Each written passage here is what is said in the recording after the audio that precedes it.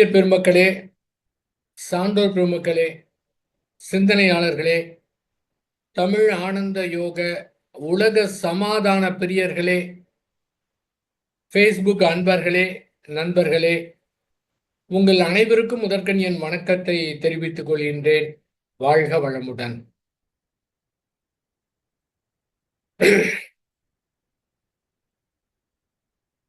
இந்த பிரபஞ்சத்தை எடுத்து நாம் பார்க்கும்போது மனிதனுடைய பயணம் மிக மிக குறைவானது. நீங்க 90 வேணாலும் வைத்துக்குங்க, 100 வேணாலும் வைத்துக்குங்க, இல்ல 120 வருடம் வேணாலும் வைத்துக் கொள்ளலாம். பெரும்பாலானவரெல்லாம் 100 செஞ்சுரி கூட போடுறது கிடையாது. சரி, 90 வைத்துக் கொள்ளலாம். 90 வருடங்கள்லாம் ஒண்ணுமே கிடையாதுங்க. எதுவுமே கிடையாது. அடேயப்பா, 90 வருடங்கள் வாழ்ந்து ஒண்ணுமே இல்லைன்னா அந்த பயணம் எப்படிப்பட்டதாக இருக்கின்றது? அறிவிலே முழுமை பெறவில்லை என்றால் அந்த 90 வருடங்கள் மட்டும் அல்ல, அந்த 90 பிறவி எடுத்தாலும் சரி, 900 பிறவி எடுத்தாலும் சரி, ஒண்ணுமே கிடையாது.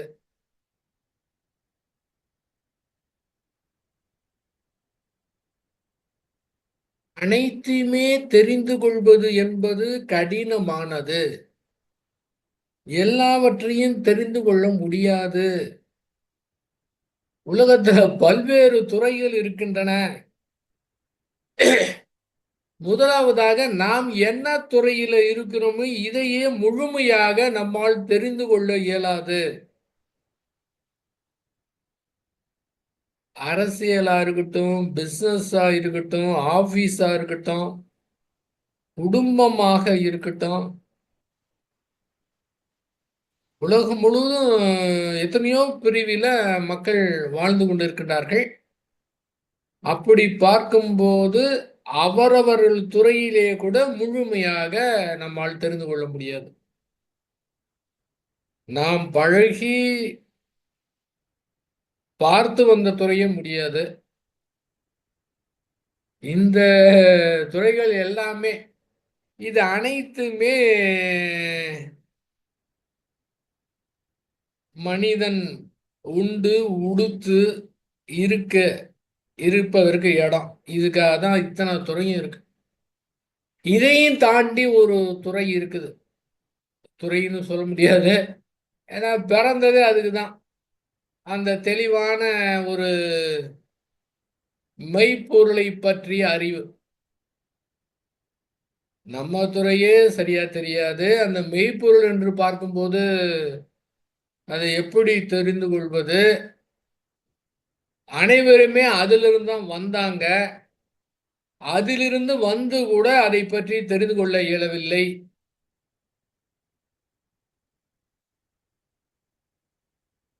பயணம் எப்ப நிறைவுறும்? பயணம் நிறைவுறாது. அந்த சுத்தவெளியை பற்றி தெரிந்து அதனோடு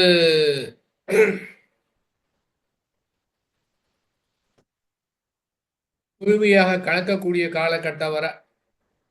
அப்படி கலந்துட்டா கூட அங்க என்ன பண்ண போறாங்க? திரும்ப இங்க வந்தாதான் நல்லா இருக்கும். இல்லைன்னா ரொம்ப போர் அடிச்சிரும்ல. அப்ப திரும்ப திரும்ப பிறந்து கொண்டே தான் இருக்கணும். இதுல எத்தனையோ வகை இருக்குது. ஏஜுக்கு அதுக்கு சம்பந்தம் இல்லை. இப்ப நம்ம பிறந்த தேதி வச்சுக்கிறோம், பிறந்த நாள் கூட கொண்டாடுறோம், இத்தனை வயது சந்தோஷப்பட்டுக்கிறோம். அந்த சுத்தவெளி அசைந்தது பாத்தீங்களா? அதுல இருந்து ஒரு கணக்கு எடுத்து பார்க்கலாம். எண்ணிக்கையிலே அடங்காது. அந்த அசைந்த நாள்ல இருந்து இன்னைக்கு இந்த நேரம் வர ஒவ்வொரு மனிதன் இருக்கிறாங்கன்னா அவங்களுக்கு எவ்வளவு காலகட்டம் இருக்கும் சொல்ல முடியாது. யார் வேணாலும் முன்ன இருக்கலாம், யார் வேணாலும் பின்ன இருக்கலாம். அதிலே இருந்தா கூட அதிலே பல்வேறு அறிவு நிலையில இருக்கலாம். இயர்ஸ் ரொம்ப அதிகமா இருக்கலாம். ஆனா, அந்த மெய்ப்பொருளை பற்றிய அறிவு குறைவாக இருக்கலாம். இந்த பிறவியில குறைவா இருக்கலாம். ஆனா, இதுக்கு முன்னால இத விட அதிகமா இருக்கலாம். ஏதேனும் ஒரு தவறு செய்த காரணத்தினால இந்த இடத்துல அது பிடிபடாம இருக்கலாம். இது மாரி எக்கச்சக்கமா இருக்குங்க. அதனால அறிவைக் கொண்டு அனைத்தையுமே அறிவது என்பது முடியாத விஷயம். அப்படியே அறிந்து கொண்டா விட்டால் கூட, இவ்வளவுதான், இதுதான் அப்படின்னு தெளிவாக எடுத்துரைக்க முடியுமான்னா, எடுத்துரைக்க முடியாது. அப்படியே எடுத்துரைத்தாலும் இவர்கள் எந்த நிலையிலே இருக்கிறார்கள், என்ன கருத்தோடு சொல்கின்றார்கள், இந்த அதே கருத்தோடு, அதே புரிந்த நிலையிலே கேட்பவர்கள் புரிந்து கொள்வார்ன்னா, அதுல வேற அறிவு தரப்பட்டவங்க ரொம்ப பேர் இருக்கிறாங்க. அப்ப என்னதான் இப்ப யாருமே சொல்வது கிடையாது. சொல்ல முடியல. ஏன் சொல்ல முடியல?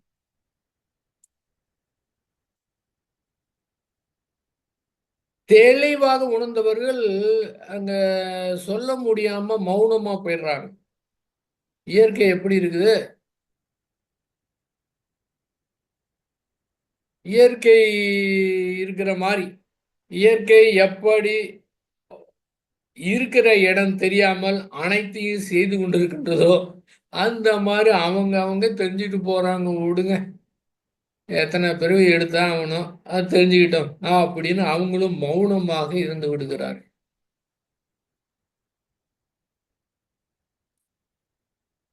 இருந்தாலும் அத தெரிந்து கொள்வதை விட அறிவினுடைய இயலாமையை ஒத்துக்கொண்டு, அந்த இயற்கைக்கு முன்பாக ஒன்றுமே கிடையாது என்று தெரிந்து கொண்டு, புரிந்து கொண்டு, இயற்கையோடு எந்த பேர் வேணாலும் வச்சுக்கலாம். அதனோடு சரண்டர் ஆகி, எதுவுமே முடியலன்னா நம்முடைய மனதோடு சரண்டர் ஆகி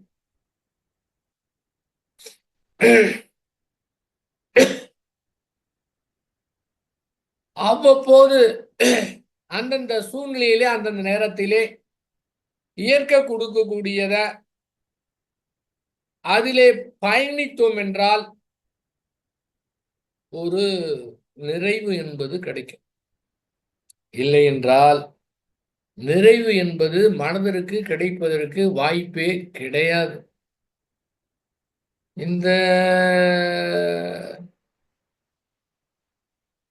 உலகத்துல வாழக்கூடிய அந்த நிறைவு நான் சொல்லலைங்க. அது எப்பவுமே நிறைவு என்பது கிடைக்கிறதுக்கு வாய்ப்பே கிடையாது. மனிதனா பிறந்திருக்கிறோம்னா அதனுடைய அந்த நிறைவு. அப்படியே நிறைவு கிடைத்தால் கூட இதுவரை ஞானியருடைய வாழ்க்கையை எடுத்து பார்த்தோம் என்றால், அவர்களுக்கு நிறைவு என்பது இல்ல. அவர்கள் நிறைவாக இருந்தால் கூட அவங்களுக்கு என்ன தோணுது? ஆகா நம்ப இப்படி இருக்கிறோமே, உலக மக்கள் எல்லாரும் இந்த மாரி இருக்காங்களே, அவங்களும் நிறைவு பெறணும்னு இவங்க முயற்சி செய்ய ஆரம்பிச்சிடுறாங்க. அப்போ அவங்களுக்கும் அந்த வகையில நிறைவு கிடைப்பது கிடையாது. சாதாரண மனிதனுக்கு சாதாரண வாழ்க்கையிலே நிறைவு கிடைக்காத மாதிரி, அவர்களுக்கும் அந்த வாழ்க்கையிலே நிறைவு கிடைக்காம, புத்தர் ஏன் இவ்வளவு வருடத்துக்கு பிறகு அவர் ஏன் பேசிட்டு இருக்கோம்? ஏன்னா எல்லோரும் அந்த நிலை வேணும் அப்படின்னு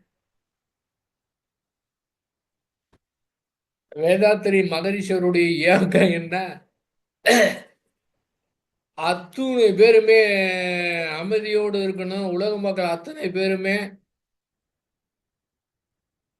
ஒருத்தர் ஒருத்தர் சண்டை போட்டுக்காம இருக்கணும். அது என்ன இயக்கம்? வாழ்நாள் முழுவதும் அது எந்த மாதிரி ஒரு இயக்கம்? ஆகவே அனைத்தையும் தெரிந்து கொள்வதை விட, அனைத்துமே தெரிந்து கொள்ளனா முடியாத விஷயம். அந்த சுத்தவெளி இந்த சுத்தவெளிய பத்தி எல்லாரும் பல்வேறு வகையில பேசியிருக்கிறாங்க. ஆதி காலத்துல ஒரு பேர் பேசியிருக்கிறாங்க. அதெல்லாம் யார் பழுது எடுத்து படிச்சுட்டு இருக்கிறாங்க, அந்த தேடுதல் இருக்கணும். ஆனால் வேதாத்திரி மகரிஷி அவங்க மிக எளிமையாக எல்லோரும் புரிந்து கொள்ளக்கூடிய அளவிலே, குடும்பத்தில் இருக்கிறவங்க கூட புரிந்து கொள்ளக்கூடிய அளவிலே அழகாக விளக்கம் கொடுத்துருக்குறாங்க. இந்த சுத்தவெளி எப்படி அசைந்தது, எப்படி பிரபஞ்சம் பரிணாமம் எப்படி பெற்றது, அதன் பிறகு பூமி எப்படி உற்பத்தியானது, அதன் பிறகு உயிர்கள் எப்படி தோன்றின, ஓரறிவிலிருந்து ஆறாவது வரை எப்படி படிப்படியாக இதுக்கு எவ்வளோ காலகட்டம் ஏற்பட்டது, எத்தனை கோடிக்கணக்கான ஆண்டுகள் ஆகிவிட்டது, சுத்தவெளி ஏன் அசைந்தது, அது எப்படி இருக்குது, ஆதியும் இல்லாமல் அந்தமும் இல்லாமல் இருக்குதுன்னா அது என்ன மாதிரி, எப்படியாவது அறிவை கொண்டு பார்த்தா அங்கே எடுபடலை, அறிவே இல்லாமல் போயிடுது, அறிவு இருந்தால் தான் தெரிந்து கொள்ள முடியும். அதை பார்க்க போனவங்கெல்லாம் ஆதியிலே அணு எவ்வாறு அசைந்தது என்று பார்க்க போனோரெல்லாம் ஆதியாம் நிலை அடைந்தார், அறிவு அங்கு ஏது. பார்க்க போனவங்க அதான் மாறிட்டாங்க. அந்த அறிவு இருந்தால் தானே திரும்ப சொல்ல முடியும், உணர முடியும். எல்லாம் முடிஞ்சிருச்சே, எப்படி அந்த சிஸ்டம் இருக்கு? அது கோடானு கோடி வருஷம் ஆயிடுச்சு அசைந்து. இந்த பிரபஞ்சம் முழுவதும் எக்கச்சக்கமான கோடிக்கணக்கான சூரிய குடும்பம். இப்ப நம்ம தியானம் பண்ணோம், ஒரே ஒரு சூரிய குடும்பம். நம்ம இருக்கிற குடும்பத்துல மட்டும் போய் மனதை வச்சோம். அப்புறம் பிரபஞ்சம் முழுதும் மனதை வைத்தோம், சுத்த வழியில மனதை வச்சோம்னு வச்சுக்கோங்க. ஆனால் ஒரு சூரிய குடும்பம்னா கோடானு கோடி சூரிய குடும்பம். இவ்வளவுலாம் இயங்கிக்கிட்டு இருக்கே, இப்படிலாம் இயங்குது அப்படின்னு இதை யாரு தெரிஞ்சுக்க முடியும்? இந்த பிரபஞ்சத்தை ஒரு வரைபடம் போல போட்டோம்னா அங்க குறிப்பு இருக்கு, பூமியே கிடையாது. அவ்வளவு சின்னது, ஒரு தூசி கூட இல்லைங்க. அதை கம்பேர் பண்றப்போ பூமி ஒண்ணுமே இல்லை. அதுல இருக்கிற மனிதர்களிடத்துல ஒரு மனதை வைத்து இந்த மனதின் மூலமாக அறிவை கொண்டு இதெல்லாம் ரசிக்கணும் அப்படின்னு ஒண்ணு வைத்திருக்கிறாங்க. இப்ப பூமியில மட்டும்தான் இந்த உயிரினம் இருக்குதா? ஆனா ஒண்ணுங்க, இதுதான் இப்படித்தான் எதையுமே சொல்ல முடியாதுங்க. பூமியில மட்டும்தான் இந்த மாதிரி இருக்கு, இந்த மாதிரி மனம் இருக்குது, எப்படி தெரியும்? இந்த மாதிரி பரிணாம வளர்ச்சியில எங்கேயோ ஒரு பூமி தோன்றி எங்கேயோ ஒன்று நடந்து அங்க கூட மனிதர்கள் இருக்கலாம். அந்த பரிணாம வளர்ச்சியில அங்க நடந்து முடிந்த செயல்வழி தத்துவத்துல வேற ஏதாவது நடக்கலாம், அவர்கள் வேற மாதிரி இருக்கலாம்.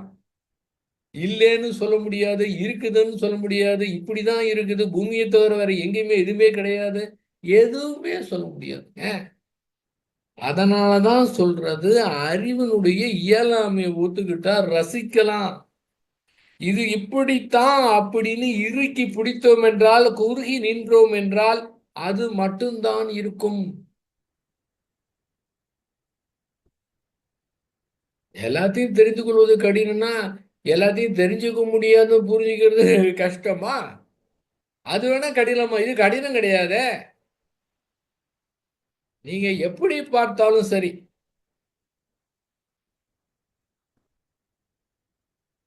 உலகம் முழுவதும் எடுத்து ஞானிகளை பார்த்தோம்னா ரொம்ப பேரு பக்தி யோகத்துல இருந்து அப்படியே சரண்டர் ஆனதான் அந்த நிலைக்கு போயிருக்கிறாங்க. அதுக்கு பிறகு வேணா சிந்தனை பண்ணி அறிவியல் பூர்வமாக மகரிஷி அவங்க விஞ்ஞான பூர்வமாக தெளிவாக விளக்கம் கொடுத்து அதை ஏற்றுக்கொள்ளக்கூடிய அளவிலே இருந்தாலுமே அவர் அதுல அப்படியே சரண்டர் ஆனதுன்னா அதுவே அவருடைய அறிவுக்கு கிடைத்தது. இரவு முழுவதும் ஆராய்ச்சி செய்து அந்த இயற்கை காட்சியெல்லாம் அப்படியே அவருக்கு தெரிந்ததே. அவர் என்ன சொன்னாரு, அப்படியே அதை இருக்கும்போது அப்படியே டிவி ஷோ மாதிரி, எப்படி டிவியில இப்போ கிரிக்கெட் மேட்ச் எங்கேயும் நடக்குது பார்க்குறோம்ல, அந்த மாதிரி அந்த பிரபஞ்சமே டிவி ஷோ மாதிரி எனக்கு தெரியுது அப்படிங்கிறது. அதுக்கு என்ன காரணம்? தன்னுடைய அறிவினுடைய இயலாமையை ஒத்துக்கொண்டு அதனோட சரண்டனானதான் கிடைக்கும். நமக்கு கிடைத்ததை கொண்டு நாம் பெற்ற அனுபவத்தை கொண்டு இது மாதிரி யாருக்குமே கிடைச்சிருக்காருன்னு நினைக்கக்கூடாது. ஆனா இதையுமே வைத்துக்கொண்டு ஒரு குறிப்பிட்ட இதில் வைத்துக்கிட்டு அதை பார்த்தோம்னா அது குறுகியதா இருக்கும். அப்படி பார்த்தோம் என்றால் சுத்தவெளி அசைந்து விண்ணாகி காற்றாகி நெருப்பாகி நீராகி நிலமாகி ஓரறிவு தாவரம் ஏற்பட்டு அதிலிருந்து ஆறாவது அறிவு மனிதனாக பெற்று இந்த ஆறாவது அறிவுல இந்த பூமி தோன்றிய லட்சக்கணக்கான வருடம் ஆயிடுச்சு. உயிரினங்கள் தோன்றி ஆயிடுத்து, மனித இனம் தோன்றி ஆயிடுத்து. இருந்தாலும் கடந்த 100 வருடமாக அற்புதமான விஞ்ஞான வளர்ச்சி. தன்னுடைய அறிவை கொண்டு என்னமோ கண்டுபிடிக்கிறான். அந்த கற்காலத்திலிருந்து இப்ப கம்ப்யூட்டர் காலம் மாதிரி இப்போ ஆர்டிபிஷியல் இன்டெலிஜென்ஸ் வந்துருச்சு. அது ஆர்டிபிஷியல்னு சொன்னா கூட அதுவும் இயற்கை தான். நீங்க என்ன ஆர்டிபிஷியலை கண்டுபிடிச்சு அப்படியே ஒன்று கொடுத்தா எல்லாமே சொல்லும் அப்படின்னா, இந்த விஞ்ஞான கருவி ஒன்று கூட இல்லாம, கம்ப்யூட்டர் எதுவுமே இல்லாம, துளி கூட விஞ்ஞானமே இல்லாம, மனதை கொண்டு அறிவை கொண்டு இந்த பிரபஞ்சத்தையே பார்த்து எந்த கோவில் எங்க இருக்குன்னா என்ன ஏது எல்லாமே அப்பவே கண்டுபிடிச்சிட்டாங்களே. இது என்ன ஆர்டிபிஷியல் இன்டெலிஜென்ஸ்? நீ கொடுத்தேன்னா அதுல இருக்கிறது வருதுன்னா ஏற்கனவே அதில் ஃபீட் பண்ணினா தான் வரும். ஃபீட் பண்ண வராது. ஒரு டாபிக் நீ கொடுத்த அப்படின்னா இந்த டாபிக்ல அங்க என்னென்னலாம் எக்கச்சக்கமா ஃபீட் பண்ணி வச்சிருக்கோம் அதை வேணா எடுத்து கொடுக்கலாம். அதுக்கு மீறி என்னவோ இருக்க. அப்போ அதை விட அறியக்கூடிய அறிவு மனிதனிடத்துல இருக்குது. ஆனா அது தெரியணும்னா அந்த இயலாமை ஒத்துக்காமலாம் ஒண்ணுமே பண்ண முடியாது. எப்ப தெரியும்னு வந்துட்டாவே அங்கேயே ஒரு எல்லை கட்டிருக்கு. என்ன மனிதெல்லாம் புதுசா ஏதாவது கண்டுபிடிக்கிறானா? ஏற்கனவே இருக்கிறது தெரிஞ்சுக்கணும். இயற்கையில கொட்டி கிடக்குது, வாரி வழங்கிக்கு இருக்குது. யாருக்கு என்னவோ எப்படி வேணுமோ எந்த மாதிரி வேணும், நீ என்ன மாதிரி வேணுமோ அந்த மாதிரி கொடுக்க ரெடியா இருக்குது. எதுக்கு இத்தனை மதங்கள், இத்தனை ஞானிகள், இத்தனை குருமார்கள், இத்தனை விதமான அமைப்பு? உலகம் முழுவதும் எக்கச்சக்கமான ஆன்மீகத்திலேயே எக்கச்சக்கமான அமைப்பு. எதுக்கு இத்தனை? எவனாவது ஒருத்தர் நினைச்சாலும் எனக்கு இப்படி வேணும், அதுக்கு ஏத்த மாதிரி ஆள் வரான். அது வேணா ஒன்றா இருக்கலாம், சுத்து வேலை வேணா ஒன்றா இருக்கலாம், மீதி எல்லாமே அநேகம்தான். அவ்வளவு கொடுத்துருக்காது. இப்ப 700 கோடி பேர் இருக்கிறாங்கன்னா சரித்திரத்தை மட்டும் எடுத்து பார்த்தா சுத்தவெளி அசைந்த நாள்ல இருந்து 700 கோடி பேர் வாழ்க்கையை பார்த்தோம்னா அதை அடைவதற்கு 700 கோடி பாதை இருக்குது. ஏன்னா அத்தனையும் கடந்துதான் வந்திருக்கிறாங்க. அத்தனை பாதை இருக்கு. ஒவ்வொருத்தருக்கும் ஒரு சரித்திரம் இருக்குது. ஒவ்வொருத்தருக்கும் இந்த பயணம் அந்த மாதிரி இருக்குது. அவங்க அப்படியே உள்நோக்கி போய் அவங்க பாடுக்கு பின்னால போயிட்டு அவங்களால முடிஞ்சதுன்னா வேற வேற எந்தவித ஆசையும் இல்லாம அதை பண்ணணும் இதை பண்ணணும் எந்தவித எதிர்பார்ப்பும் இல்லாம ஒன்றுமே எதிர்பார்ப்பே கிடையாது. அடைவதற்கு எதுவுமே கிடையாது. நான் ஏற்கனவே அந்த நிலையை தான் இருக்கிறேன் அப்படிங்கிறதுல வைத்துக்கிட்டு போனா தெல்ல தெளிவா புரியும். அத்தனை பேருக்கும் பாதை இருக்குதுங்க. இன்னொருத்தர் கூட ஃபாலோ கூட பண்ண தேவையில்லை. அவ்வளவு பாதை ஏன்னா உள்ளுக்குள்ளே இருக்குது. அந்த கருமையத்துல இருக்குது. அத்துணையுமே பதிவாகி இருக்குதுங்க. பல்வேறு கற்பனைகள், பல்வேறு பிடிவாதம் இருக்கும்போது எல்லாம் தெரியாம போயிடும். அப்ப அறிவிலே குறுகி எல்லை கட்டி இருக்கிறதுனால அது தெரியாம போயிருதுங்க. ஒரே ஒரு கான்செப்ட் தான். அறிவினுடைய இயலாமையை புரிந்து கொண்டோம் என்றால் எல்லாமே அப்படியே இயற்கை அப்படியே பளிச்சு பளிச்சுன்னு அப்படியே எடுத்து கொடுக்குங்க. இந்த பேசுற நேரம் இவ்வளவு நேரம் இந்த நேரம் ஒரு சவுண்டு இந்த மொழியில ஒரு வாய் மூலமா ஒரு சவுண்டு கொடுத்து இந்த சவுண்டு கேட்டு இதெல்லாம் ரொம்ப waste of time. Waste of time தான். இதை விட பழிச்சுன்னு இயற்கை கொடுக்க. ஏன்னா அந்த மாதிரி இயற்கை காத்து கிடக்கின்றது, தயாராக இருக்கின்றது கொடுப்பதற்கு.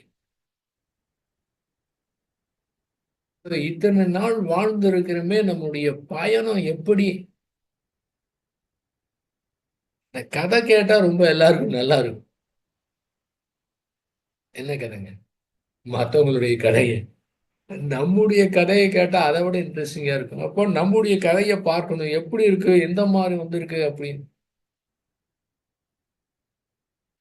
அதை வந்து கம்ப்யூட்டர்னு சொல்ல முடியாது, ஏன்னா மனிதன் கண்டுபிடிச்ச கம்ப்யூட்டர், அது சூப்பர் கம்ப்யூட்டர்னு கூட சொல்ல முடியாது.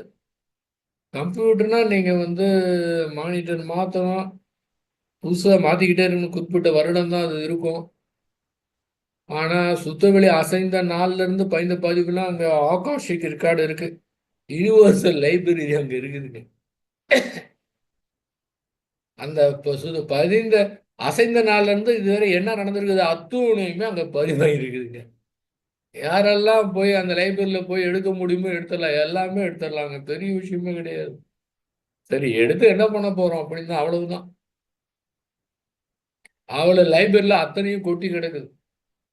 எல்லாமே கோடானு கோடி சூரிய குடும்பம் இருந்தாலும் சரி, அங்க இருந்தாலும் சரி, இல்லாட்டியும் சரி, இங்க எத்தனை பேர் பிறந்திருக்கிறாங்க, என்னென்ன பண்ணியிருக்கிறாங்க, எத்தனை அத்தோனையுமே யுனிவர்சல் லைப்ரரியில இருக்குது.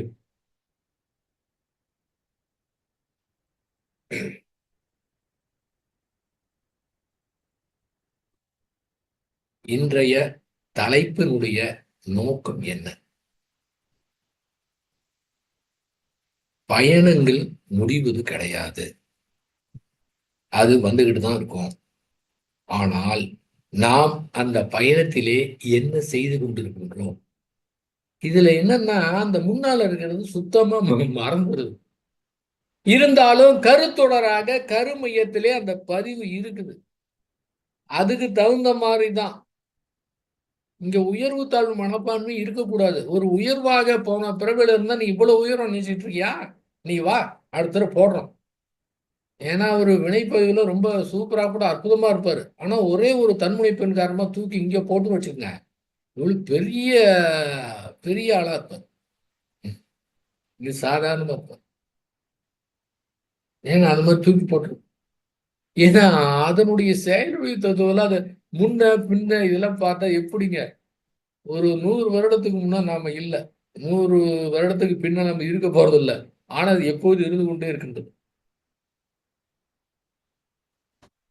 எத்தனை முறை வந்தாலும் சரி. ஆனா ஏன் இப்போது வந்து இருக்கக்கூடிய ஜெனரேஷனுக்கு அறிவு கூர்மைன்னா ஏன்னு கேட்டீங்கன்னா, இதனுடைய தன்மை என்னன்னா, அந்த கருத்துரரா வரும்போது அங்க இருக்கக்கூடிய அறிவெல்லாம் சேர்த்து அடுத்ததுக்கு குடுக்குது. இதுதான் அங்க சூப்பர் மனிதனிடத்திலே. அப்ப இருக்க இருக்க இருக்க அது அதிகமாகிக் கொண்டே இருக்கின்றது.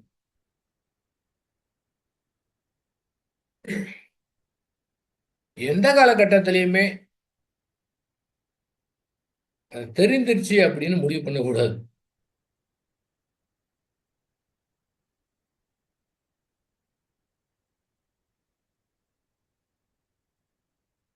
1986ல நான் தியானம் கத்துக்கிட்டேன்.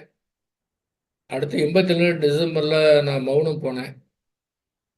அப்ப என்ன தெரிஞ்சதுன்னா, பரவால்ல, மகரிஷியத்த ரொம்ப நல்லா தெரிஞ்சுக்கிட்டேன்னு தோணுச்சு. இருக்க இருக்க போயிட்டே இருக்கு. எத்தனை வருடம் ஆனாலும் சரி. பார்த்தா அப்படித்தான் தெரிஞ்சது. பார்த்தா ஒண்ணுமே இல்லாத மாரி இருக்கு.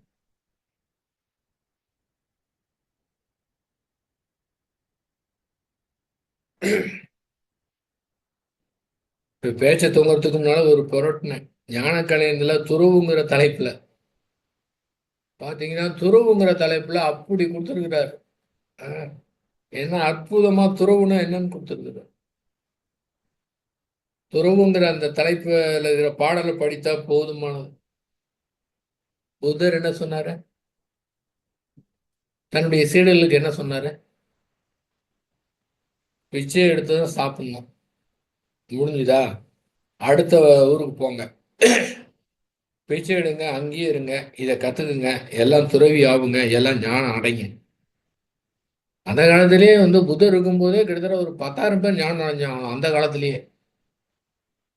இந்த மாரி வந்து ஜூம் மீட்டிங்லாம் கிடையாது. பேப்பரும் கிடையாது. எழுதுறதும் கிடையாது. எதுவுமே கிடையாது.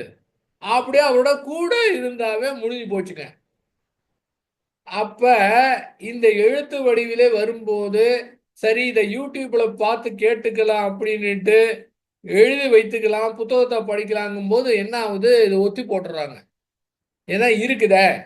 ஆனா, இத ரெக்கார்டிங் கிடையாது, திரும்ப படிக்க முடியாது, இப்ப மட்டும் இவர் சொல்றத கேட்கணும் அப்படின்னு புத்தர் சொன்னது அப்படி ஏன்னா தவற விட்டா போச்சு. வேற வழியே கிடையாது.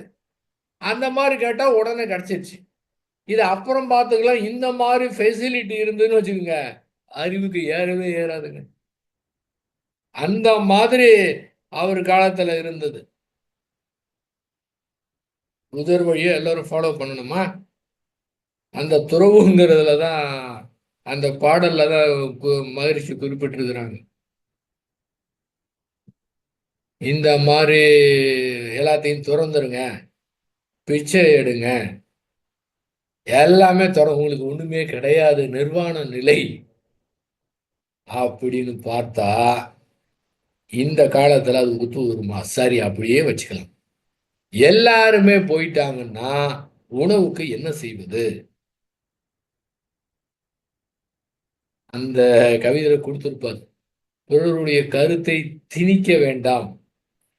கருத்தை அதே மாதிரி ஏழ்மை தான் இருக்கிறது நான் ஒத்துக்க மாட்டேன். போல்டா அடிச்சிருக்கார். அவரு சொன்னாரு, இப்ப கூட புத்தர் தானே பெரிய அற்புதமான ஞானின்னு சொல்றாங்க. அவர் சொல்றதை அப்படியே கேட்க முடியுமா? வேற கருத்துக்கள் எடுத்துக்கலாம். தியானத்திலயோ என்னென்ன சொல்றோ அதெல்லாம் எடுத்துக்கலாம். ஆனா முறை இந்த காலத்துல ஒத்து வருமா? நான் அதை ஏத்துக்க மாட்டேன்னு ஓப்பன் அடிக்கிறாரு. ரொம்ப தைரியமா சொல்றாரு மகரிஷி. இந்த காலத்துல நான் இருக்கிற மாதிரி இருப்பேன்னு சொல்றாரு. அதனால அது ரூலே கிடையாதுங்க. அப்ப அந்த பயணம் சிறப்பா இருக்குன்னா எந்த ரூலையும் உடைச்சு எறிந்துடணும். விடுதலை பெற்றவர்கள் அத்தனை பேரும், ஞான பெற்றவர்கள் அத்தனை பேருமே இதுவரை என்னென்ன இருக்கோ அதை உடைச்சு எறிந்து புதுசாக தான் சொல்லியிருக்கிறாங்க. அப்போ புதுசு புதுசா வந்துகிட்டே இருக்குதுங்க. அந்த இயற்கை எப்படி இருக்குதுங்க? இயற்கை எக்ஸ்பிரஸ் வேகத்துல போகுதுங்க. அதை பத்தி யாரும் கவலையே கிடையாது. எவன் எங்க ஏங்குறானோ அவனுக்கு ஒண்ணு கொடுத்துரும். எந்த மாதிரி ஏங்குறானோ உண்மையான ஏக்கத்தோடு, உண்மையான தாகத்தோடு, எதுவுமே எனக்கு தேவையில்லை, எனக்கு இப்படி இருக்கணும், இப்படி இருக்கணும், இந்த மாதிரி இருக்கணும் அப்படின்னு கேட்காம தெளிவாக அறிவில முழுமை பெற வேண்டுங்கிற ஒரே நோக்கத்தோட, ஒரே தாகத்தோட, ஒரே ஏக்கத்தோட அந்த இருந்தா அது பழிச்சு அடிச்சிருங்க. வேலையே கிடையாது. சும்மாலாம் அதெல்லாம் ஒண்ணுமே கிடையாதுங்க. அது எக்ஸ்பிரஸ் வேகத்துல போகுது. ஏன் ஏன் எக்ஸ்பிரஸ் வேகம்? தன்னிடத்திலே வர வேண்டும். லேட் பண்ணக்கூடாது. அது ஒண்ணும் செய்ய முடியாது. அறிவை கொடுத்தாச்சு. செயல்விளைவு தத்துவத்தை புரிய வச்சாச்சு. நீ என்ன மாதிரி செய்து அங்க வந்து சேரு. வந்து சேரலையா லேட் ஆகும். வேற வழி கிடையாது. ஏன்னா செஞ்ச செயலுக்கு விளைவு. நல்லா பாருங்க. ஒரு நான் சிறு வயதிலே ஒரு கவிதை படிச்சு இப்போது நினைவுக்கு வருது.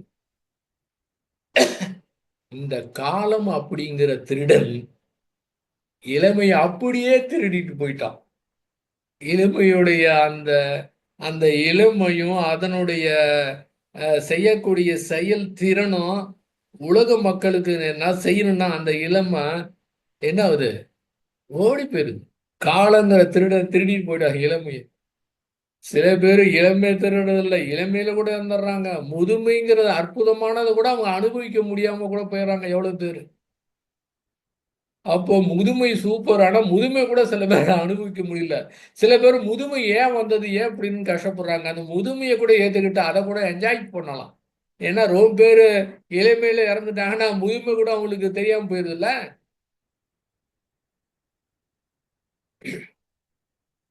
அந்த அந்த முதுமையிலே உடல் நோயிட்ட நேரத்துல என்ன மாதிரி இருக்கு? உண்மையாகவே தற்சோதனை எப்ப வேணாலும் செய்யலாம், என்ன மாதிரி செய்யலாம். என்னை பொறுத்தவரை தற்சோதனை எப்ப செய்யணும் தெரியுங்களா? எப்ப சான்ஸ் கிடைக்கும் தெரியுங்களா? ஏதோ காய்ச்சல்ல, தலைவலியில, ஒரு காய்ச்சல்ல எழுந்திருக்க முடியாம 4 நாள் படுத்துருந்தோம்னு வச்சுக்கோங்க. அந்த காய்ச்சல்ல காய்ச்சலை சரி பண்றதுக்கு மாத்திரை மருந்து சாப்பிடாம காய்ச்சலை அப்படியே 4 நாளைக்கு, ஒரு வாரத்துக்கு படுத்து கிடந்தோம்னு வச்சுக்கோங்க. உண்மையாகவே அப்பதாங்க தற்சோதனை பண்ணணும். என்ன பண்ணணும்? அறிவினுடைய இயலாமை அப்பதான் தெரிஞ்சுக்க முடியும். ஒரு நாள் நோய் வாய்ப்பட்டு படுக்கையில படுத்தா எப்படி அது இயற்கைக்கு முன்னால இங்க ஒண்ணுமே இல்லை. ஒரு சாதாரண காய்ச்சல்லே உன்னால ஒண்ணும் பண்ண முடியலையே. அப்பதான் தற்சோதனை பண்ணணும். நீங்க நல்ல நிலையிலிருந்து தத்துவமையா இருக்காது. வேற மாதிரி முடிவெடுத்து அறிவை பயன்படுத்தி இன்னும் இன்னும் தன்னுடைய தந்திரத்தை பயன்படுத்தி வேற மாதிரி நினைக்க தோணும். ஆனா அந்த அறிவினுடைய இயலாமையோடு உடலுடைய இயலாமையும் அந்த காய்ச்சல படுக்கும் போதுதான் உண்மையாகவே தன்முனைப்பு அடங்குற நேரம் அதுதான். திரும்ப 4 நாள் காய்ச்சல் சரியா போனா திரும்ப உடம்பு சரியா போச்சுன்னா திரும்பவும் தன்முனைப்பு தூக்க ஆரம்பிச்சிடும்.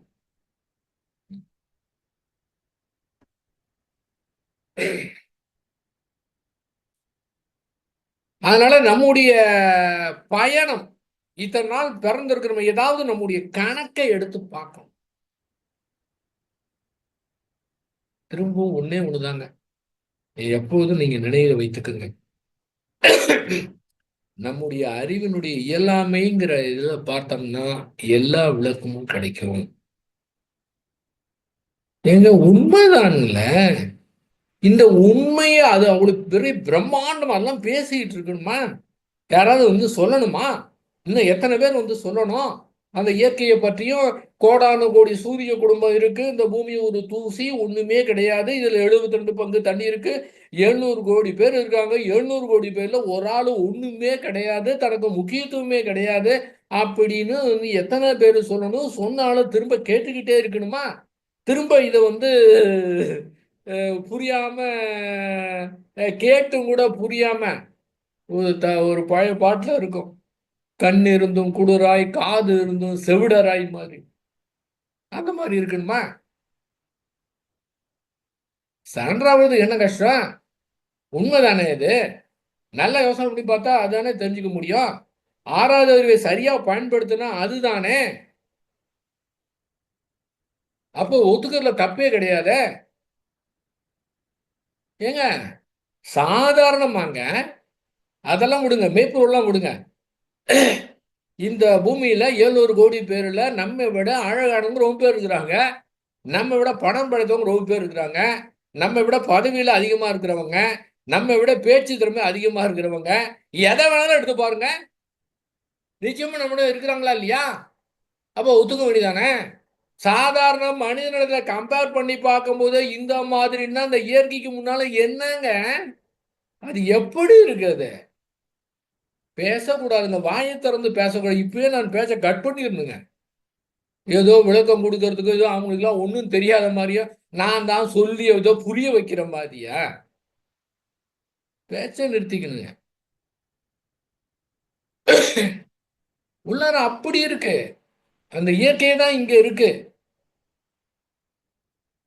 அப்ப அதனுடைய அறிவினுடைய இயலாமை தெரிந்து கொள்ளும் போது நம்ம எந்த பயணத்துல வந்திருக்கோம் அதை எடுத்து பார்த்தா அப்படியே பளிச்சு பளிச்சு பளிச்சுன்னு அடிக்குங்க. இது வந்து கேட்டு படித்து புரிந்து சிந்தனை பண்ணி இவ்வளவுலாம் இருக்கிறத விட அந்த சரண்டர் ஆகி அறிவுடைய இயலாமை ஒத்துக்கொண்டு என்ன வரேன் அப்படியே நீ வரும்போது நான் அறிவை கொண்டு நான் தலையிட மாட்டேன், குறுக்கிட மாட்டேன், நீ கொடுக்கக்கூடிய இன்ஸ்ட்ரக்ஷனை அப்படியே ஃபாலோ பண்ணுவேன். ஒன்றும் ஆயிராது, எதுவும் ஆயிராதுங்க, எந்த தவறும் நடந்துடாதுங்க. ஏன்னா அது வந்து முன்ன பின்ன ஆராய்ச்சிலாம் கிடையாது, அப்படியே அது இருக்கு. ஒரு ஆளுக்கா 2 பேருக்கா? 700 கோடி பேருக்கு செயல் விழுத்தத்தை அப்படியே மிக துல்லியமா கொடுக்கக்கூடிய அளவில் இருக்குதுங்க. இப்போ எல்லாமே கரெக்டா தானே இருக்கும். அப்ப அது கொடுக்கறதுல போய் நம்ம அறிவை கொண்டு ஆராய்ச்சி பண்ணி இது எப்படி இது இப்படி ஒன்று இப்படி செஞ்சா அப்படி இப்படி ஒண்ணுமே தேவையில்லை, அப்படியே போய்கிட்டே இருக்க வேண்டியதான். எப்படி மகரிஷிக்கு இதெல்லாம் எப்படி கிடைச்சது? ஃபுல் சரண்டர்னால தான் கிடைச்சது. மற்றவங்க ஏன் கிடைக்கல? சரண்டராவில் கிடைக்கல.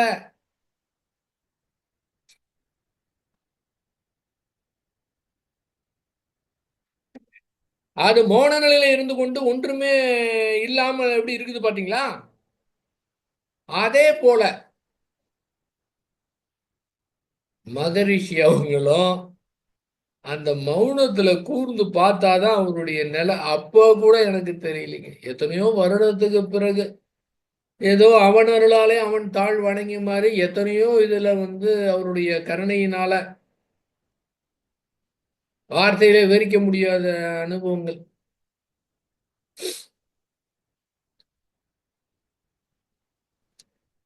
இது ஒருத்தருக்கு மட்டுமா இருக்கு? எத்தனையோ பேருக்கு கொடுத்துருக்கு. எவ்வளோ பேருக்கு எனக்கு சொல்றதுக்கு சான்ஸ் கிடைச்சதுக்கு உலகத்துல ரொம்ப பேருக்கு சான்ஸ் கிடைக்காம இருக்குல்ல. ஏன்னா யாரு சொன்னா நம்ப கூட மாட்டாங்க, ரொம்ப பேர் சைலண்டா இருக்கிறாங்க. அவங்களுக்கு சொல்றது கூட சான்ஸ் கூட இல்லை. இந்த மாதிரி ஒரு ஜூம் மீட்டிங் கூட அவங்களுக்கு கிடைக்கல. அது அவங்க அவங்களுடைய அவங்க எப்படி நினைச்சிருந்தாங்களோ தெரியல.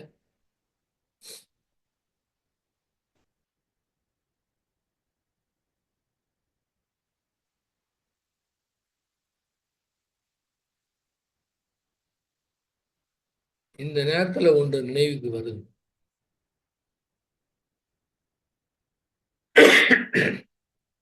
மகரிஷி அவர்களுக்கு எந்த புத்தகத்தையுமே படிக்கல, ஸ்கூல் கூட போகல. தன்னுடைய 16 இப்பெல்லாம் எல்கேஜி போறதுக்கு முன்பாகவே, ப்ரீ கேஜிக்கு முன்பாகவே இன்னும் பெற்றோர்கள்லாம் அந்த ஏபிசிடி சொல்லி தரும், 1 2 3 இதுல அவ்வளவு குயிக்கா கற்றுக் கொடுக்குறாங்க. ஆசை அவ்வளவு இதாக அறிவுல சிறப்பா விளங்கணுமா. தன்னுடைய 16வது வயதுல தான் ஆங்கிலமே மகர்ஷி கத்துக்கிட்டார். எப்படி பாருங்க, தனியா டியூஷன் வச்சு 16வது வயதுல. இந்த இயற்கையோடு சரண்டர் ஆனதுனால தன்னுடைய பயணம் எப்படி இருக்குன்னு பார்த்த காரணத்தினால இயற்கை தன்னுடைய கதவை திறந்து கொண்டது. இந்த நேரத்துல ஒன்றுதான் நினைவுக்கு வருது. இந்த உயிரின பரிணாமத்துல ஒரு முறை சொன்னார், எனக்கு அப்படியே பழிச்சு ஞாபகத்து. ஒன்றுமே இல்லாத பொருள் இருந்து இந்த துடிக்கக்கூடிய உயிர். இப்ப தண்ணி இருக்குன்னு வச்சுங்களேன், தண்ணீரை நம்ம அப்படியே பாத்திரத்துல வச்சுட்டோம்னா 1 மாசம் எடுத்துக்கணும்னா அங்க புழு வருது. அந்த தண்ணீர்ல இருந்து எப்படி உயிர், அது உயிரோட்டமா இருக்கு, உயிர் தோன்றுது.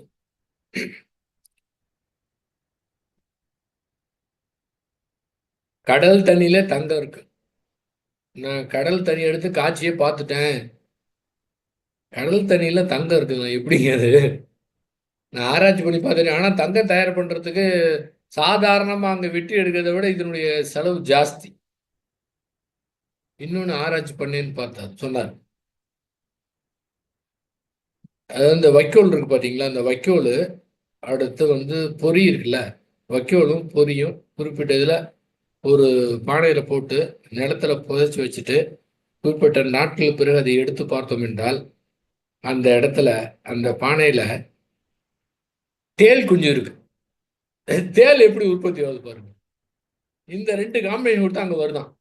இந்த மாதிரி உயிரினங்கள்ல எக்காச்சக்கமான காம்பினேஷன் எக்காச்சக்கம் உருவாயிடுச்சு. இதுல மனித மனங்கிறதுல போட்டு இவன் பல்வேறு இதுல போடும்போது உனக்கு என்னெல்லாம் வரும் பாருங்க. அதான் எக்ஸ்பிரஸ் ஒர்க் பண்ணிட்டு இருக்குங்கிற எக்ஸ்பிரஸ் உதவி செய்துட்டு இருக்கு. இதையும் மகரிஷி ஆராய்ச்சி பண்ணியிருக்கிறார். இது மாதிரி போட்டு புதைச்சி வச்சு கண்டுபிடிச்சிருக்காரு எப்படின்னு. ஏன்னா இந்த உயிரின பரிணாமம் பாருங்க, எப்படி ஒன்றிலிருந்து ஒன்றாக எப்படி எவ்வளவு நாள் ஆயிருக்கு பாருங்க. அப்ப கற்காலத்திலிருந்து இப்ப ஆர்டிபிஷியல் இன்டெலிஜென்ஸ் வர வருதுன்னா எல்லாமே ரைட்டுங்க. மனிதன் எப்படி இருக்கான்? ஏங்க இந்த பயணத்துல கத்துக்க வேணாம். அவன் கல்லை கொண்டு அடிச்சான். அந்த காலத்துலயும் போர் இருந்துகிட்டு தான் இருக்குது. நம்ம எப்ப பார்த்தாலும் போர் இல்ல நடுக்கம் பேசிட்டு இருக்கோம். அந்த காலத்துல போர் நடந்து கொண்டுதான் இருக்கின்றது. இதுல வேற வீரம் வேற. எதிர் நாட்டை போய் வென்றுனா வீரமா இதை வேற ஒரு காலகட்டத்தில் பெருமையா பேசி எல்லாம் ஏத்து விட்டு ஆளாளுக்கு சண்டை போட்டுட்டு இருக்காங்க. அந்த காலகட்டம் வீரம்னு ஒரு பேச்சு வேற. புறமுது காட்டாம எதிரிய போய் போர் புரியுறது, இதை புகழ்ந்து பேசி இதுக்கு எத்தனையோ இது பண்ணி அறிவு பாருங்க எப்படி இருக்கு. அப்ப எந்த காலத்திலையும் போர் நடந்து கொண்டுதான் இருந்திருக்கின்றது. இப்ப ஈஸியா தெரிஞ்சுக்கணும். அப்போ இந்த வசதிகளால தெரிந்து கொள்ள முடியல, அவ்வளவு போர். இத்தனைக்கு யாரு காரணங்க? போருக்கு காரணம் யாருங்க? அத்தனை போருக்கும் காரணம் யாரு? மூலதனம் யாரு? ஆண்கள் தான். போருக்கு போறது, வழிவகுக்கிறது, படைகள் தயார் செய்வது, பயிற்சி பண்றது எல்லாம் ஆண்களால வந்த வேலை தான். பெண்கள் யாராவது அந்த மாதிரி கொலை பண்ண முடியுமா? அந்த பெண்மை அந்த தாயுள்ள அது எப்படி இருக்கும்? இந்த ஆண்கள் பண்ற வேலை தானே அத்தனை வேலையுமே. ஆண் பெண் என்று பிரித்து பார்க்க தேவையில்லை. ஆனா ஆணுக்கு உண்டான குணம், பெண்ணுக்கு உண்டான குணம் போது எல்லாமே போரு காரணமே இவங்கள தான் இருக்கிறாங்க. இந்த இப்ப எத்தனையோ கேள்விப்படுறோம். அந்த பாலியல் தொந்தரவு பண்றவங்க அவங்களுக்கு ஒரு ஆண் ஜட்ஜா இருக்காரு. அவர் எந்த மாதிரி தீர்ப்பு கொடுப்பாரு? இந்த பெண் ஒரு ஜட்ஜா இருந்தா அவங்க எப்படி தீர்ப்பு கொடுப்பாங்க? ஏன்னா பெண்ணுக்கு தான் பெண்ணுடைய அது தெரியாது. அவங்களுக்கு என்ன மாதிரி இது வன்முறைங்கிறது அந்த பெண்ணுக்கு உண்டான அந்த வேதனையை பெண் தானே அது தெரிஞ்சுக்க முடியும். அவங்க ஜட்ஜா இருந்தாங்க என்ன மாதிரி தீர்ப்பு கொடுப்பாங்க? வேற மாதிரி கொடுப்பாங்க. அப்படி பார்க்கும்போது அந்த கால மனிதனுக்கும் இந்த கால மனிதனுக்கும் இவ்வளவு பெரிய விஞ்ஞான வளர்ச்சி பெரிய அறிவுன்னு பேசுறாங்க. ரெண்டு பேருக்கு ஏதாவது வித்தியாசம் இருக்கா? இததான் மகரிஷி அவங்க சொன்னாங்க. அவனாவது கல் எடுத்து அடிச்சான், காயத்தோடு போச்சு. இவன் அணு குண்டு எடுத்து அடிக்கிறான். பாருங்க, இஸ்ரேல் ஒரு இது பயன்படுத்தினாங்க. லெபனான்ல இருக்கிற பேஜர் கருவியை வைத்து எத்தனை, ஏன்னா இப்போ ஃபர்ஸ்ட் செல்போன் வரதுக்கு முன்னாடி பேஜர் வந்தது. பேஜர்ல நியூஸ் வரும். இத்தனை மணிக்கு 3:30 மணிக்கு இந்த இடத்துக்கு வந்துடும், மெசேஜ் மட்டும் வரும். அந்த கருவிகள் எவ்வளவு பேர் இப்பெல்லாம் அந்த பேஜரே கிடையாது. ஆனா அவங்க லெபனான்ல யூஸ் பண்ணியிருக்கிறாங்க. அவங்க கூட எதுக்கு யூஸ் பண்றாங்கன்னா, அந்த செல்போன் இருக்கு வச்சுங்களா, செல்போன் இருந்ததுன்னா நம்ம உலகத்துல ஒரு நம்பரை வச்சுட்டு இந்த செல்போன் எங்க இருக்குன்னு கண்டுபிடிச்சிட முடியும். அதுக்காக அதை யூஸ் பண்ணாங்க. அதை இஸ்ரேல்காரன் கண்டுபிடிச்சு அந்த இதுல ஒரு 350 பேஜர் வச்சுங்க எல்லாமே வெடிச்சது. எப்படி இருக்கும் பாருங்க. அறிவை பாருங்க, என்ன அறிவு! ஆகா, அறிவை பாருங்க, மனிதனுடைய அறிவு லட்சக்கணக்கான ஆண்டு ஆயிருச்சு. அறிவு எப்படி இருக்கு பாருங்க. ஒரு உலகத்துக்கு நன்மை செய்யணும், எல்லாரும் நல்லா இருக்குன்னு அறிவை பயன்படுத்தலையே. ஏன்னா பயணம் அந்த மாதிரி வந்துருச்சு. இந்த பிறவியில அந்த மாதிரி குணம் இருக்குது. அதான் பிடிவாதங்கிறது. தான் செய்யறது இப்படிதான் இருக்கணும், வேற யாரும் அந்த மாதிரி இருக்கக்கூடாதுங்கிற பிடிவாதம். வேற ஒண்ணுமே கிடையாது. அந்த பிடிவாதத்தை விட்டாவே உலகத்துல பேர் நல்லா இருப்பாங்க. ஒரு தனி மனித குடும்பத்திலிருந்து ஒரு தலைவன் ஒரு குடும்பத்தினருக்கு ஏற்படக்கூடிய பிடிவாதம், அரசியல் இருக்கக்கூடிய பிடிவாதம், உலகத்துல இருக்கக்கூடிய பிடிவாதம் அந்த விரிந்து பறந்து இருக்கக்கூடியது இல்லையே. அப்ப ஒவ்வொருத்தருக்கும் ஒரு பயணம் போயிட்டு தான் இருக்கும். பிறவி தூரம் மாறிக்கிட்டே இருக்கும். இந்த இந்த இந்த பிறவியை சரியா வாழ்க்கை நடத்தினா இதை விட மேம்பட்டு போகாம இதை விட கீழான போறதுக்கு சான்ஸ், விலங்கா போறதுக்கு கூட சான்ஸ். அப்ப ஒவ்வொன்றிலையும் அந்த சரியான முறையில அறிவு தெளிவோடு அறிவனுடைய இயலாய்மோடு நாம இருந்தோம்னா இந்த பயணம் தொடரும். இந்த பயணத்திலேயே எக்கச்சக்கமான பிரிவினை எவ்வளவோ இருக்கு. யாருமே சொல்ல முடியல பிறப்புக்கு முன்னால இறப்புக்கு பின்னால என்ன நடக்குது. மகரிஷி அவங்க சொல்லியிருக்கிறாங்க, பிறப்புக்கு முன்னால இறப்புக்கு பின்னால என்ன நடக்குது. இருக்கும்போது யூகம் பண்ணி சொல்லலாம், போனது பிறகு யாராவது வேற சொல்லியிருக்காங்கன்னா இல்ல. இந்த மதராஸ் பாட்டுங்கிற ஒரு பூக்கள் பூக்கும் தருணங்கிற அந்த பாட்டுல கடைசியா வரும், இந்த பாதை முடிந்த பின்னும் பயணம் முடிவதில்லைன்னு வரும். பாதைங்கிறது என்ன? பாதை 90 வயசு ஆயிடுச்சா, இறக்கிறது, வளர்றது, முதுமை அடைகிறது, இறந்து போயிடுறது. பாதை முடிஞ்சிச்சு. ஆனா பயணம் தொடரல, திரும்ப வரும். சரி, எல்லாத்தையும் விடுங்க. அந்த துருவங்களை தான் அது படிச்சங்க. இந்த மீடியம் தொடங்குறதுக்கு முன்னால படிச்சது என்ன போட்டிருக்காரு? இறந்துட்டோம், மனிதன் வளர்ந்துகிட்டு இருக்கான். குறிப்பிட்ட காலகட்டத்துல இன்பமா இருந்தாலும் சரி துன்பமா இருந்தாலும் சரி வாழ்க்கை நடத்துறான். இதுதான் இயல்பு. இந்த இதுல எதற்காக நம்முடைய அற்புதமான மனித வாழ்க்கையை கெடுத்து கொள்ள வேண்டும்? எதன் காரணமாக? ஜாதி மத இன மொழி வேறுபாட்டின் காரணமாக பிடித்து வைத்து ஏன் வரக்கூடிய சமுதாயத்துடைய வாழ்வை குலைக்க வேண்டும்? எதுக்கு பிடிக்கணும் இப்படி? எதுவுமே பிடிக்க தேவையில்லையே. நீங்க ஆறு போல ஓட விட்டீங்கன்னா ஒண்ணுமே கிடையாது. ஜாதி மதம் இனம் நாடு எல்லாமே கிடையாது, ஒன்றுமே கிடையாது. அந்த பறந்து விரிந்திருக்கின்ற வேதாத்திரி மகரிஷி அவர்கள் சொன்ன அந்த உலகம் முழுதும் ஒரே மக்களாக, ஒரே காற்று, ஒரே தண்ணீர், ஒரே சூரியன், ஏன் மனிதன் எல்லாம் கட்டுறான்? அறிவுல எல்லாம் கட்டினது அந்த அளவுக்கு ஃப்ரீயா வரணும். எதையுமே பிடித்து வைக்காம இருந்தா உண்மையாகவே அவரு கண்ட கனவையும் அவரு சொன்னதையும் செயல்படுத்தணும். சொல்லி முடிச்சிட்டாரு. எப்போதான் ட்ரை பண்ணிட்டு இருக்கிறது? செயல்படுத்தணும். இனிமே வேலை அவருடைய இதை செயல்படுத்தணும். இந்த தனி மனிதன்ல இருந்து எப்படி வரணும் அப்படிங்கிறது அந்த செயல்பட ஆரம்பிச்சிடும். இனிமே முடிஞ்சது. 57 ஆரம்பிச்சாருங்களா, 42 ஒரு 24 முடிஞ்சது. செயல் தான் படுத்தணும். செயல் வீரர்கள் தான் தேவை.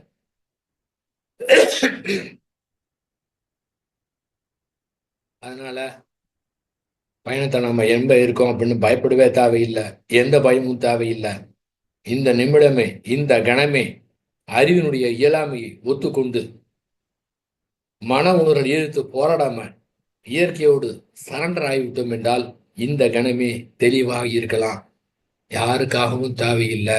நமக்கு யாருமே முக்கியத்துவம் கொடுக்க வேண்டிய அவசியம் கிடையாது. நாமே நமக்கு முக்கியத்துவம் கொடுக்க தேவையில்லை என்ற நிலையிலே ஃப்ரீயாக, அற்புதமாக எப்போதும் அந்த விடுதலை பெற்ற நிலையிலே, முக்தி பெற்ற நிலையிலே அற்புதமா நம்முடைய வாழ்க்கையை நடத்தலாம். பேரோ புகழோ எதுவுமே தேவையில்லை. ஆனால் எல்லாத்தையும் அனுபவித்திடலாம். அந்த அந்த பிடித்து வைக்காத நிலை மட்டும் இருந்தால் போதுமானது. அதனால அந்த மாதிரி ஒரு புரில்லாத நல்லுலகத்தை, அந்த மாதிரி மனிதனுடைய எண்ணிக்கையை அதிகப்படுத்தணும். வேற வழி கிடையாது.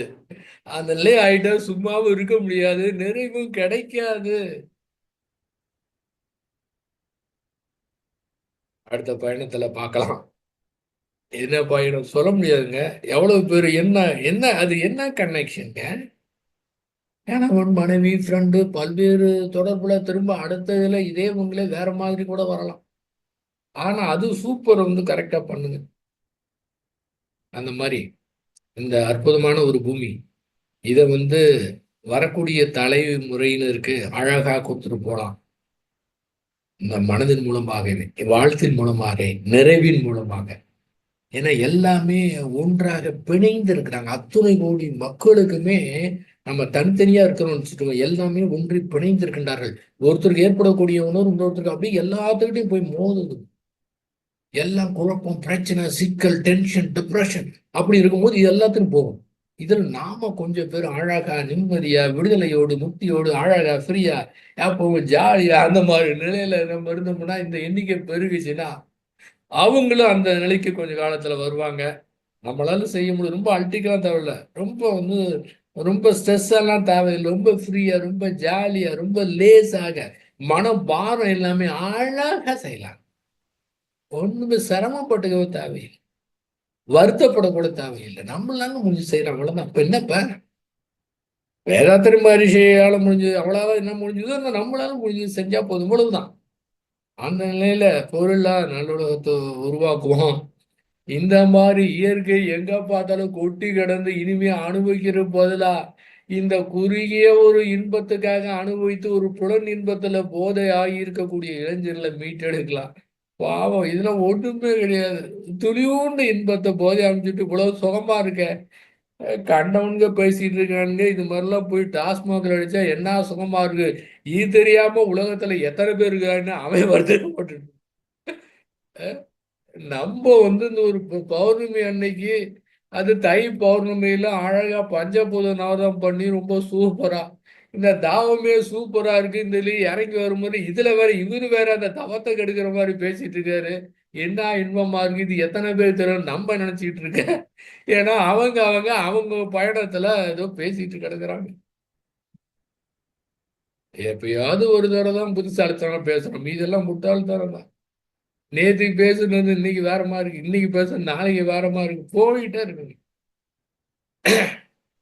ஆகவே அந்த போரில்லா நல்லுலகத்தையும் போதையில்லா தமிழகத்தையும் உருவாக்குவதற்கு நாம் கடமைப்பட்டுருவோம். அந்த கடமையை நாம் எடுத்துக்கொள்வோம்.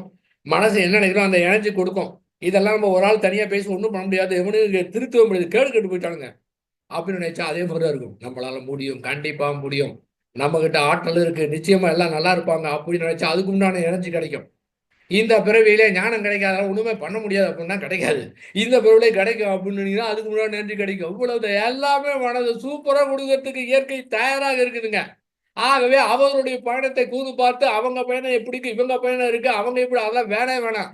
நம்முடைய பயணத்தை, நம்முடைய கதையை பார்ப்போம் என்று கூறி, இது ஒரு பொறுமையா கேட்ட உங்களை அத்தனை பேருக்கும், Facebookல கேட்ட உங்கள அத்தனை பேருக்கும்,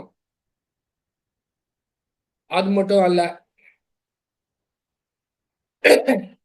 வேதாத்திரி கருத்துக்களை மிக நுட்பமாக, தெளிவாக, துல்லியமாக ஒரே நோக்கத்தோடு கொண்டு செல்ல வேண்டுங்கிற ஆர்வத்திலே இருக்கின்ற தமிழ் ஆனந்த யோகத்திலே இருக்கக்கூடிய அத்துணை பேருக்குமே என்னுடைய வாழ்த்தையும் தெரிவித்துக்கிறேன். தனித்தனியா பேர் சொல்லினால இதில் கூட இருக்கக்கூடிய முக்கிய பொறுப்பில் இருக்கக்கூடிய அத்தனை பேருமே, திரு நன்மணி அவர்கள், சசிகுமார் அவர்கள், அனிதா சசிகுமார் அவர்கள், இன்னைக்கு சித்ரா ரமேஷ் அவர்கள், கமலிவேணி அவர்கள், அனார்கலி அவர்கள், அதன் பிறகு இன்னைக்கு விஜயலட்சுமி வரலையா அவங்க, இன்னும் எத்தனை பேர் இந்த மாதிரி கோஹோஸ்டா இருக்கிறாங்க, அத்தனை பேருமே அருட்பேராற்றல் கருணையினாலும் அருள் தந்தை யோகிராஜ் வேதாத்திரி மகரிஷி அவன் பரன் கருணையினாலும் உடல் நலம், நீலாயில், நிறை செல்வம், உயர் புகழ், மெய்ஞானம் ஓங்கி வாழ்க வளமுடன், மேலும் குரு அருளும் திரு அருளும் துணையாக நின்று ஒரே நோக்கத்தோடு வேதாத்திரிய கருத்துக்களை உலகம் முழுவதும் எத்தனையோ மூலைகளுக்கு கொண்டு செல்ல, சூக்குமாக கொண்டு சொல்ல, அவங்களுடைய உயிர்கொடப்போடு உயிராக கலந்து குறிப்பிட்ட காலகட்டத்திலே பளிச்சென்று அடிக்க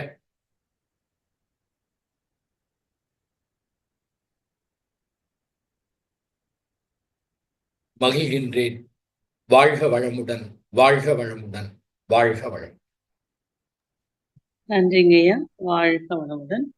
நண்பர்களே, ஐயா அவர்களை அனைவரும் தவ நிலையிலிருந்து வாழ்த்தி விடுவோம். இன்று பயணம் என்ற தலைப்பில் நமக்கு சிறப்பான சிந்தனை உரை அளித்த உலகநல தொண்டன் மதத்திற்குரிய மனோகரன் ஐயா அவர்கள் வாழ்க வளமுடன். மனோகரன் ஐயா அவர்கள் அருட்பேராற்றன் கருணையினால் உடல் நலம், நீளாயுள், நிறை செல்வம், உயர் புகழ், மெய்ஞானம் ஓங்கி வாழ்க வளமுடன், வாழ்க வளமுடன், வாழ்க வளமுடன். ஐயா ரொம்ப சிறப்பா இருந்துங்க இன்னைக்கு உங்களுடைய ஸ்பீச். பயணங்கள் முடிவதில்லை, எப்பொழுதுமே தொடர்வதுதான். ஐயா சொன்ன கருத்துக்கள்ல இருந்து சில குறிப்புகள் மட்டும் நான் சொல்றேங்க. ஐயா ஃபர்ஸ்ட் எப்படி ஸ்டார்ட் பண்ணாங்கன்னா, அறிவியல்ல நம்ம முழுமை பெறாம எத்தனை ஆண்டு நம்ம வாழ்ந்தாலும் அது ஒண்ணுமே இல்லை. நம்மளோட வாழ்வோட நோக்கம் என்னது? மெய்ப்பொருள் பற்றிய அறிவு வேண்டும். ஆனா அந்த மெய்ப்பொருள் சுத்த வழியிலிருந்து தான் இந்த அண்டங்கள் உருவாகி மனித இனம் வரைக்கும் எப்படி உருவானது அப்படிங்கிறது பரிணாமத்தை பத்தின எல்லாமே மகிழ்ச்சி நமக்கு கொடுத்திருக்காங்க.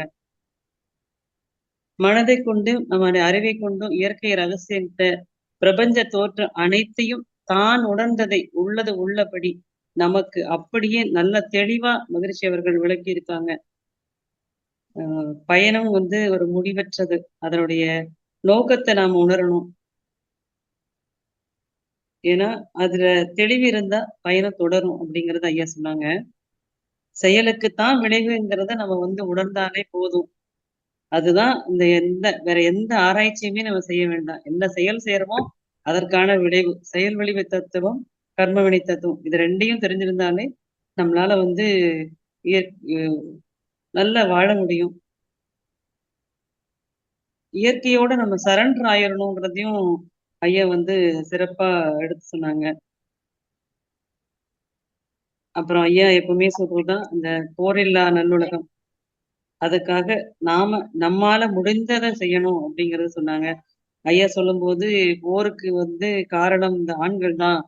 அவங்க போருக்கு ஆண்கள் தான். பெண்களா இருந்தா அந்த மாதிரி வேலைக்கெல்லாம் போக மாட்டாங்க. அதே மாதிரி அந்த பாலியல் தொந்தரவு அந்த மாதிரி இதுல எல்லாம் நீதிபதியா பெண்களை நியமித்தால் அவங்க அவங்களுக்கு தான் அந்த வலியும் வேதனையும் தெரியும் அப்படிங்கிறதால அவங்கள அந்த போஸ்டுக்கு அவங்கள கொண்டு வந்தா இந்த பிரச்சனைகள்ல இருந்து அவங்க கொடுக்கிற தண்டனைகள் மூலமாக கூட அந்த ஆண்களுக்கு ஒரு பய உணர்வு வருவதற்கான வாய்ப்பு கூட இருக்கிறது.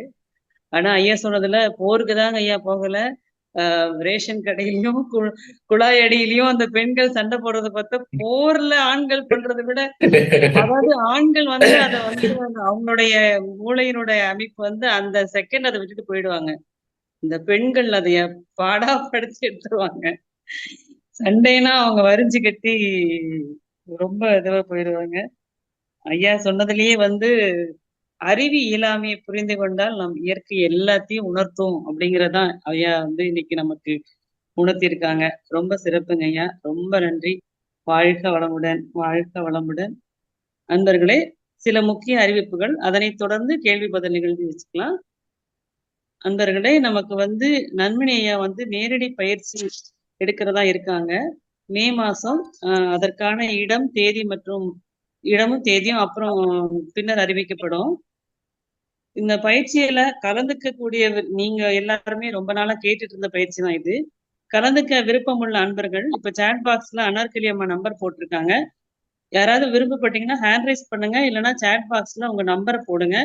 அப்படி இல்லைன்னா அனார்கலி அம்மாவுக்கு மெசேஜ் கொடுங்க. ஏன்னா அன்பர்களுடைய வருகையை பொறுத்து தான் எங்க வைக்கலாம், எப்ப மேக்சிமம் மேல இருக்கும். அப்படிங்கறதா எங்க எப்ப வைக்கலாங்கிறத நாங்க டிசைட் பண்ண முடியும். இந்த பயிற்சிக்கு வந்து அந்த உணவு, தங்குமிடத்திற்கான கட்டணம் மட்டும்தான். வேற எந்த கட்டணமும் யாரிடமிருந்தும் வசூலிக்கப்படுவதில்லை. அன்பர்கள், விருப்பமுள்ள அன்பர்கள் நீங்க உங்களுடைய பெயரை பதிவு பண்ணலாம்.